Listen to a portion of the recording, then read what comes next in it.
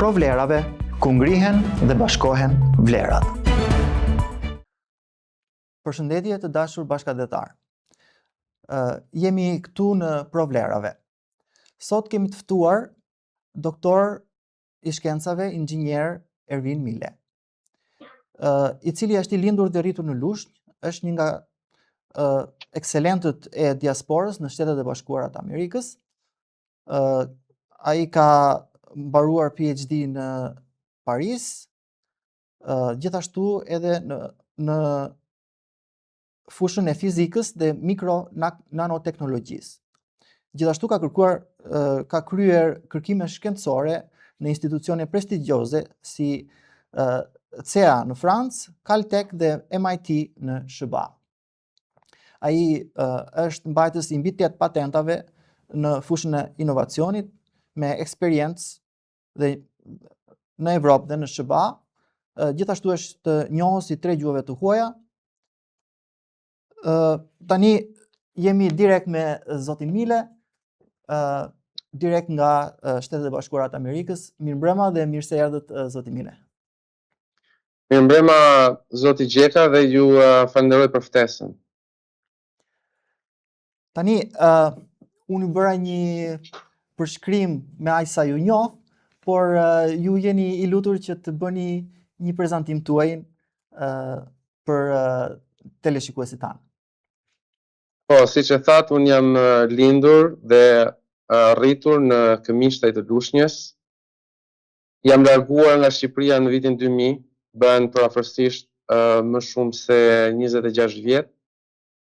Kam jetuar, studiuar në vende të ndryshme të botës, si Italia, Zvicra, Franca dhe Shtetet e Bashkuara të Amerikës. Gjithashtu, mbas studimeve, më është dhënë edhe mundësia të punoj dhe të mbuloj zona të ndryshme gjeografike, siç është, domethënë, gjithë Evropa, dhe aktualisht jam fokusuar në tregun amerikan, por edhe në tregun botëror, dhe kam një rol si planifikues strategjik i produkteve që kanë lidhje me energjinë, që mund të jenë, mund të them, ushqyesit, mund të jenë inverterat e ndryshëm që përdoren në energji të rinovueshme, mund të jenë pajisje që përdoren për simulimin e satelitëve në hapësirë, pajisje të ndryshme që përdoren në fushën e telekomunikacionit, por edhe në fushën ushtarake. Shumë mirë. Jemi krenar për ju. Duam të dim, Ervin, si mundet që ta përkufizojmë qytetarinë aktive në diasporë? Sepse kemi vënë re që shumë nga intelektualët që ndodhen në diasporë nuk janë aq shumë aktiv me ngjarjet e Shqipërisë, duket sikur ata janë të tërhequr, mund të themi nuk duan t'ia dinë. Kjo është shoqërua edhe me një mos pjesëmarrje aktive të diasporës në votimet e vitit 2025. Si mendoni ju janë problemet në këtë prizmë? Atëherë, në radhë të parë, unë do të përkufizoja qytetarinë aktive, dhe për mua ajo pjesë e shoqërisë që jeton jo vetëm jashtë, por edhe brenda, sepse shoqëria ngjelet shoqëri, edhe ajo pjesë e shoqërisë për mua e cila është e ndërgjegjësuar për problemet që has shoqëria dhe e cila vendos që të përfshihet në mënyrë aktive për të parandaluar që gjendja të përkeqësohet, nëpërmjet mund të jetë kjo organizimeve lokale, organizimeve qytetare, dhe në të njëjtën kohë të propozoj edhe zgjidhje konkrete ndaj këtyre problemeve. Kështu që duke e parë në këtë formë, është e rëndësishme që të kemi një shoqëri aktive në Shqipëri, dhe një shoqëri aktive në diasporë. Për sa i përket përfshirjes aktive të shoqërisë së diasporës, sot për sot diaspora është goxha e shpërndarë në shumë vende të ndryshme të botës dhe ka një, do të thoja, organizim lokal i cili mundohet të ruaj vlerat, historinë e kombit dhe t'ua transmetoj atë brezave të ardhshëm të cilët po rriten në emigrim. Eksakt. Për sa i përket rolit aktiv, kontributit në shoqërinë shqiptare, do të thoja se ka vështirësi të ndryshme. E para është largësia, e cila bën të vetëm dhe në qoftë se ka nisma të ndryshme, ose do të thoja në qoftë se ne nuk jemi të kënaqur me një vendim të caktuar, nuk kemi mundësinë që të vim edhe të ngremë zërin për problematika shoqërore. Ky është, do të thoja, largësia, distanca është kufizimi i parë. Pastaj vijnë të gjitha kufizimet e tjera, se si mundet që diaspora të kontribuoj në shoqërinë dhe në politikën shqiptare, për sa i përket organizimit politik, ose për sa i përket përfshirjes dhe bërjes pjesë në vendimarrje. Kjo do të thoja është më shumë një jo dëshirë, kjo është më shumë një vullnet politik i klasës aktuale, se sa shumë do ajo që ta përfshi diasporën në këto vendime. Dhe ju shikoni që kjo nuk ndodh, apo jo? Do të thoja që këto lloj organizimesh për të përfshirë diasporën bëhen vetëm në momente të caktuara dhe për qëllime të caktuara politike, për shembull për këtë po marr summitin e famshëm të diasporës, ku shumë prej do të thoja shqiptarëve që jetojnë jashtë, intelektualëve, punëtorëve, sipërmarrësve, që në një farë mënyrë ruajnë edhe lidhjet me ambasadat përkatëse në vendet e tyre, si çdo vit u vjen ftesa me firmën e kryeministrit për të marrë pjesë në këto samite dhe fatkeqësisht gjatë këtyre samiteve është vënë re që luhen buxhete goxha të larta për samite 2-3 ditore dhe vetëm po të bësh analizën financiare të shpenzimeve, kupton që le shumë për të dyshuar se si aprovohen dhe si shpenzohen fonde kaq të mëdha për organizime 2-3 ditore, nëse futemi te financa. Ajo që është më e rëndësishme është që mbasi bëhet një samit është që çfarë është plani. Domethënë, çfarë u diskutua në këto samite, çfarë ka qenë vendimarrja dhe si do jenë planet e veprimit dhe bashkëpunimit midis institucioneve të administratës dhe të shtetit shqiptar dhe diasporës.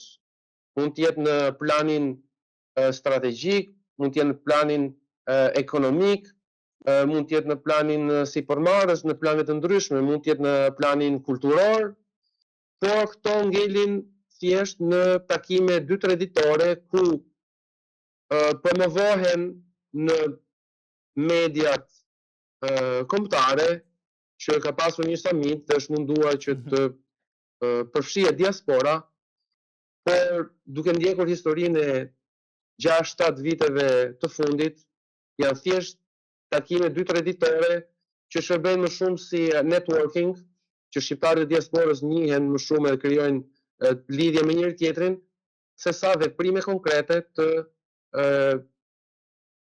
qeverisë, administratës dhe institucioneve përkatëse të shtetit shqiptar. Kuptoj. Pyetja tjetër ishte në lidhje me pjesëmarrjen e ulët në votime. Po. Do të thoja që diaspora edhe pjesa e popullsisë që jeton jashtë Shqipërisë është kapur e papërgatitur. Është kapur e papërgatitur për sa i përket të gjithë dokumentacionit, përgatitjes dhe Regjistrimit. po, regjistrimit. Sot, në qoftë se do të bëjmë një analizë statistikore, sipas buxhetit të shtetit për vitin 2026, thuhet që aktualisht në Shqipëri jetojnë midis 2.2 dhe 2.4 milion shqiptarë. Por Shqipëria ka qenë mbi 3 milion në 1990-ën, por në regjistrat e KQZ-s rezultojnë, shpresoj mos të jem gabim, mbi 3 milion e gjysmë. 4 milion. Do më 4 milion e 600.000. 4 milion e 600.000. Po. Do me thënë, në qoftë se 2 milion e 200.000 jetojnë në Shqipëri, i bie që 2 milion e 400.000 jetojnë jashtë Shqipërisë. Dhe kjo sipas regjistrit të KQZ-s, nuk po flasim për shqiptarët e tjerë që nuk janë akoma në moshë votimi.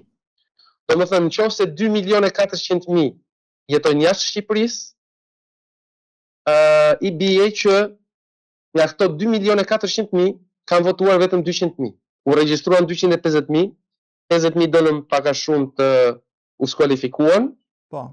Dhe në qoftë se e krahasojmë shifrat, 200.000 nga 2 milion e 400.000 ka votuar më pak se 10% e diasporës. Po. E pa nga kjo anë, në zgjedhjet e ardhshme, duke qenë se ju hap rruga votimit të diasporës, do të thojë që diaspora do ketë rolin dhe peshën më të madhe në të gjitha zgjedhjet që ka pasur Shqipëria.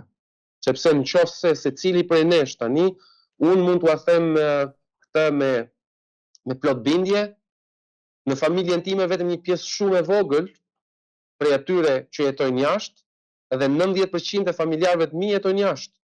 Të familjes, fisit, të afërmve jetojnë jashtë. Dhe numërohen me gishtat e dorës ata persona të cilët kanë qenë gjendje të votojnë, sepse nuk njihnin procesin dhe administrata ndoqi një mënyrë të organizuar si në shtetin grek, por edhe atë italian, për të regjistruar mbështetësit e tyre. Do më thënë një farë mënyre edhe kur ne bëjmë statistika, dhe duhem të kuptojnë do më thënë nga cila anë anon diaspora, edhe u shfaqën shifrat se për kë kishte dhe kë nuk kishte votuar diaspora, në fakt, kur bëhet statistik duhet merret një kampion shumë i gjerë, por në qoftë se ti e limiton edhe zgjedh kampionët vetëm mbështetësit e tu, normalisht edhe ata votues do dalin mbështetës të asaj partie. Dhe për këtë e ka përmendur shumë mirë zoti Rama, kur në fjalimin e vet mbas fitimit të zgjedhjeve, i drejtohet me një deklarat zonjës Josefina Topalli dhe i thot, është kot që ankohet zonja, thot, sepse ne kemi punuar, ne volëm edhe mblodhëm këto vota sepse ne punuam për këtë. Do më thënë, vetë kryeministri e tha hapur që ai punoi që të regjistronte njerëz që ishin mbështetës të tij. Eksakt.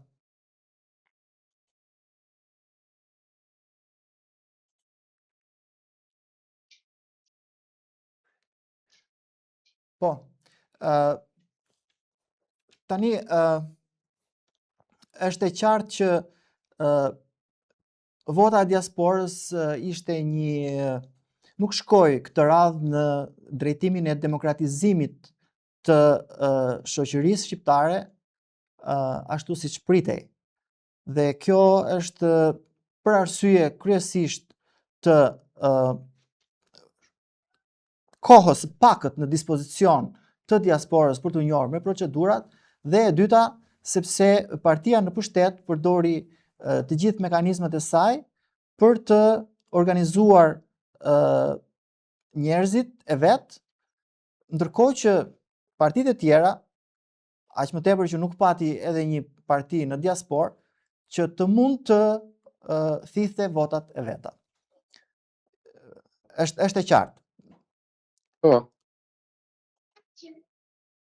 Tani, një pyetje tjetër, zoti Ervin. Si është kjo atë dhe dashuria? Sepse si e ndjeni ju si qytetar i Shqipërisë, kudo që jeni, se ju mbani akoma edhe ndonë se mund të keni edhe një pasaport tjetër, ju mbani përsëri edhe pasaportën shqiptare, apo jo?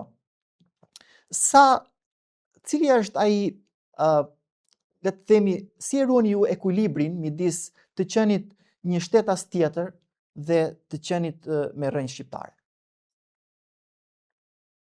Unë aktualisht jam thuajse mbaj 3 pasaporta, duke qenë se kam jetuar për një kohë të gjatë në vende të ndryshme, gëzoj në shtetësinë franceze, por jam edhe rezident amerikan, në të njëjtën kohë jam edhe qytetar shqiptar. Ne vim nga Shqipëria, jemi lindur, jemi rritur në Shqipëri, vendet në të cilat jetojmë i duam, sepse na kanë pritur, aty jemi formuar si njerëz, si persona, kemi marrë dije, Si profesionist? dhe unë kam ikur në një moshë të thoja 18 vjeçare nga Shqipëria, kështu që në një farë mënyrë edhe kam 26 vjet që jetoj jashtë, kam më shumë kohë që jetoj jashtë Shqipërisë se sa brenda Shqipërisë, por në një farë mënyrë rrënjët e mia janë të lidhura ngushtë me Shqipërinë. Pashka se këto rrënjë janë shkullur dhe janë transplantuar diku tjetër, por ai filiz, ajo rrënjë dhe ajo pemë ka origjinën shqiptare. Pavarësisht sepse ne jemi integruar në këto vende dhe jemi shtetas me të drejta të plota, njësoj si çdo qytetar tjetër i këtyre vendeve, por gjithsesi lidhjen më të fortë dhe më të ngushtë e kemi me atë dheun ose më mëdheun, sepse është dheu i nënës, është dheu i babës. Për sa i përket, për sa i përket fjalës atë dhe dashuri, është dashuria në radhë të parë për vendin e nënës dhe vendin e babës. Po, ju jeni gjithashtu një shkencëtar. Mund ta themi me plot gojën këtë, sepse jeni mbrojtës i patentave dhe jeni inxhinier me profesion, plus që keni mbrojtur doktoratura. Si mendoni sepse për të thënë të vërtetën, ka shumë shqiptar që kanë shkëlqyer në shumë fusha të shkencës jashtë Shqipërisë. Si mendoni që mund të bëhet një mënyrë që kjo, të themi, fuqi shqiptare jashtë të mund t'i jap një të paktën një kontribut për shkencën shqiptare, për zhvillimin në Shqipëri? Cilat janë ato mekanizma që ju mendoni se nuk kanë funksionuar, sepse me sa di unë në Shqipëri nuk funksionojnë shumë mekanizma, dhe si mund të bëhe kjo ndryshe? Fatkeqësisht ka shumë mekanizma që nuk funksionojnë. Shqiptarët si brenda dhe jashtë mund të kontribuojnë dhe ta bëjnë Shqipërinë një vend më të mirë, por dikush duhet të punojë, dikush duhet të sakrifikojë, dikush duhet organizoj. Të vejë disa gjëra me një anë në mënyrë që t'i japi vendit. Por duhet ekzistojnë edhe mekanizmat e duhur. Dhe për mu gjëja kryesore është sistemi i drejtësisë. Drejtësia është kryesorja. Në një vend ku nuk ekziston drejtësia ose ekziston një drejtësi çaluese, është shumë e vështirë për çdo person të brendshëm apo të jashtëm që të ngrejë një sipërmarrje ekonomike. Dhe në qoftë se flasim për shkencëtarët, unë bëj pjesë tek shkenca praktike, më pak të ajo teorike, sepse e shikoj shkencën si një mjet dhe mekanizëm ku inxhinierët apo shkencëtarët përdorin principet e ndryshme fizike dhe krijojnë pajisje konkrete, krijojnë zgjidhje konkrete, të cilat ndihmojnë në rritjen e efikasitetit, në rritjen e prodhimit, në rritjen e mirëqenies ekonomike. Kështu që e pa nga kjo anë, nëse dikush do të vijë të ngrej një sipërmarrje dhe të ngrej, nuk e di, shumë mirë në Shqipëri mund të ngrinim, dikush mund të qesh. Por mund të ngrem për shembull edhe një ndërmarrje prodhimi avion është të lehtë. 4, 5, 6, 7, 8, kjo nuk kërkon do të thoja personat ekzistojnë, inxhinierët ekzistojnë, proceset ekzistojnë, softwarët e simulacionit e dizajnit ekzistojnë, domethënë shumë mirë këto gjëra që mund të duken si fantashkencë, mund t'i prodhojmë edhe në Shqipëri. Por për këtë duhen burime njerëzore dhe burimet njerëzore sot për sot, këto burime të kualifikuara janë jashtë Shqipërisë, sepse fatkeqësisht nuk e kemi këtë shkencë dhe këtë zhvillim teknologjik në Shqipëri. Kështu që duam apo s'duam, duhet që t'i marrim nga jashtë. Por që këta njerëz t'i sjellim nga jashtë, duhet që të krijohen ca kushte që këto njerëz të afrohen aty. Për mua personalisht, kur mbarova studimet, nuk e kam pasur këtë dilemë. Do kthehesha apo nuk do kthehesha, sepse kisha marrë një bagazh diesh edhe kisha marrë një diplomë, por nuk kisha eksperiencën. Edhe eksperienca është diçka e rëndësishme. Kur një njeri ka dijen, ka dhe eksperiencën, atëherë mund të quhet një ekspert i fushës vet dhe në këtë rast mund t'ia kthej mbrapsht shoqërisë atë investim. Kështu që në atë moment nuk ekzistonte kjo dilemë. Në momentin e dytë, kur mbas 10-15 vitesh ne kemi si eksperiencën edhe dijen, ne mund të kontribuojmë për atë vend, por lind dilema tjetër, që ndërkohë ne nuk jemi më 20 vjeçar, por jemi 30 vjeçar, 40 vjeçar, edhe më shumë, që do të thotë jemi persona që kemi krijuar edhe një familje. Dhe kur një person krijon një familje, shikon edhe të ardhmen e fëmijëve të vet dhe mirëqenien e fëmijëve të vet. Dhe kjo ka të bëjë me mirëqenien sociale, ka të bëjë me arsimin, ka të bëjë me ambientin shoqëror, ka të bëjë me shëndetësinë, kushtet shëndetësore. Nëse fëmia është smur për shembull, gjëja e parë është shqetësimi, është ku do kurohen këta fëmijë. Dhe e para nga kjo anë, të gjitha këto faktorë për të cilën folëm, janë edhe faktorët kryesorë që të rinjt shqiptarë, por edhe familjarët shqiptarë vendosin të largohen nga Shqipëria. Është e ardhmja dhe mirëqenia e fëmijëve të tyre. Kështu që nëse nuk ekziston kjo mirëqenie aty, domethënë po pak a shumë i bie si ajo çështja e vezës dhe e pulës. A ka lindur veza përpara apo ka lindur pula përpara? Kështu që nëse nuk ka mirëqenie, nuk kanë gjitha këto kushte, si mund kthehen shqiptarët? Është ajo që ne mundohemi që të bëjmë atje, por duke mos ekzistuar, ta shqiptarë nuk mund të kthehen aty. Gjëja kryesore për mua është që duhet të ketë një organizim të diasporës, njerëz që kanë dëshirë të kontribuojnë për vendin dhe të bëhen pjesë e vendimarrjes, por edhe politikës, se dashje pa dashje, politika është ajo që ka një vendim kryesor në mënyrën e jetesës, edhe në kushtet e jetesës. Kështu që pa pasur një organizim në radhë të parë i pa kontrolluar nga politika shqiptare, me vizionin e saj, me vullnetin e saj, me dëshirën e saj, e cila të bëhet pjesë aktive në politikën shqiptare, të ketë një përfaqësim, të ketë zë, të ketë vizion, edhe të di të sjellë zhvillim për vendin. Kështu që vështirësitë janë të shumta, këto kanë zgjidhje, dhe zgjidhja vjen nga bashkimi i shtresave intelektuale, i shtresave atvetare, i shtresave sipërmarrëse, kudo që janë, jashtë Shqipërisë dhe brenda Shqipërisë. Tani sapo preket një problem shumë të madh që edhe unë e kam ndjerë, kam disa muaj në Shqipëri dhe e shikoj që politika është problemi kryesor. Ne duhet të ndërmarrim si vend, si kom, disa vendime të rëndësishme.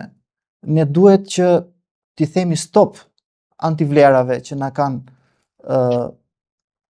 uzurpuar të gjithë hapësirën sociale në Shqipëri, përveç se asaj politike dhe administrative. Ne duhet që t'i ngrem këto probleme, kështu siç po i themi sot ne të dy, dhe duhet që të vazhdojmë të flasim, të dëgjojmë më shumë njerëz dhe të dëgjohemi për ato ide që ne kemi, se si mund të gjendet një pikë, një ide e përbashkët që të gjithë bashkë ne të mund të realizojmë ato që kërkohen nga kombi ynë në këtë kohë. Ervin, ju falenderojmë shumë për kohën tuaj dhe për mendimet që ndat. Ne do të takohemi përsëri për një bisedë më specifike për se si mund shkenca shqiptare bashkë me shkencëtarë të tjerë nga vendi dhe sidomos në diasporë, se si mund të gjejmë ato mekanizma që vendi ynë të përfitojë nga këto njohuritë e larta të tuajat. Faleminderit për parim, për kohën dhe bisedën. Këto janë çështje, do të thoja, shumë komplekse dhe është vështirë që të zgjidhen në një, do të thoja, bisedë të shkurtër, por duhet një punë e gjatë, duhet një organizim intensiv për të arritur që të gjithë këto burime njerëzore që janë jashtë Shqipërisë të bashkohen dhe të kenë mundësinë që të kontribuojnë për vendin. Faleminderit. Faleminderit dhe juve. Mirupafshim. Provlerave, projekt mediatik nga Përparim Gjeka.